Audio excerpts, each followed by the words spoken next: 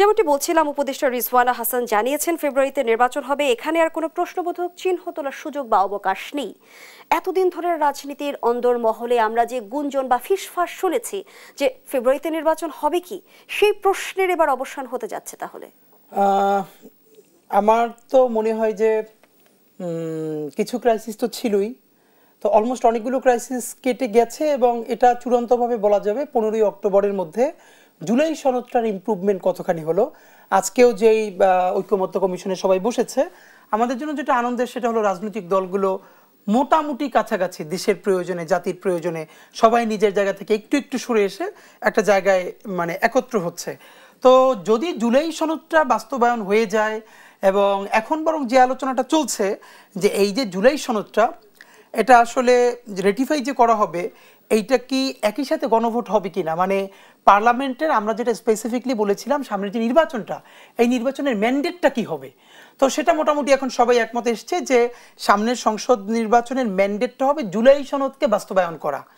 এখন এখানে এনসিপির ভাই বন্ধুরা একটা এই তুলেছিলেন, যেটা আমরাও অনেকটা চেয়েছি, যে একটা নতুন সংবিধান সভা করা যায় কিনা অথবা গণপরিষদ করা যায় কিনা। তো সেটারও অনেকটা মীমাংসা হয়েছে। যেমন বলা হয়েছে যে সংসদের প্রথম যে অধিবেশনটা সেটা হবে সংবিধান সভা।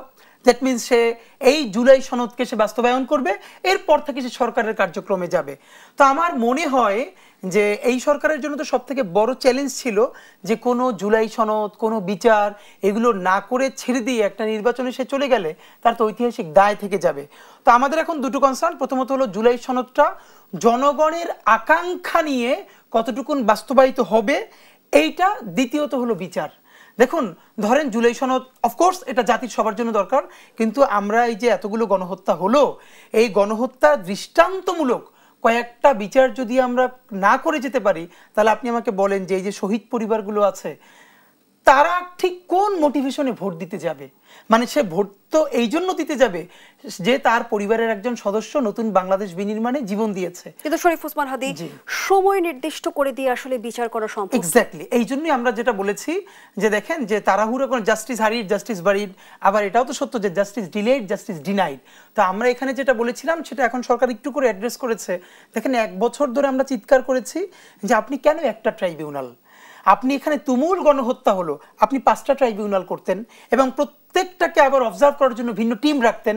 এখন যেটা হলো অনেক বলবার পরে সেকেন্ড ট্রাইব্যুনাল হয়েছে, এখন একটা নতুন আবার মোটামুটি এতদিন পরে যে দল হিসেবে আওয়ামী লীগের যে বিচার সেটার জন্য প্রসিকিউশনে কর্মকর্তা নিয়োগ করা হয়েছে। কিন্তু এগুলো হচ্ছে একটু দেরি হয়ে যাচ্ছে। মানে দেরি হয়ে গেছে কেমন, ধরেন আমি আপনাকে বলি, ফেব্রুয়ারিতে নির্বাচন হবে, তো এখন চলে কি অক্টোবর, তো নভেম্বর, ডিসেম্বর, জানুয়ারি 3 মাস। তো একটা বড় জাতীয় নির্বাচন মানে কি, আমরা প্রত্যাশা করি মুক্তিযুদ্ধের পরে স্বাধীন বাংলাদেশে এইটা হতে হবে শ্রেষ্ঠতম নির্বাচন। কারণ আমাদের কপালটা এমন খারাপ, মুক্তিযুদ্ধের পরের যে প্রথম নির্বাচনটা হচ্ছে 73, সেটাই হচ্ছে প্রচন্ড কারচুপির নির্বাচন, আমরা ভালো নির্বাচন পাই নাই। তো কিন্তু সেই আমেজ কিন্তু এখন পর্যন্ত তৈরি হয় নাই। এখন ওই আমেজ তৈরি হওয়ার জন্য আমাদের স্পিডি ট্রাইব্যুনালের শতভাগ ঠিক রেখে অন্তত দৃষ্টান্তমূলক কিছু রায়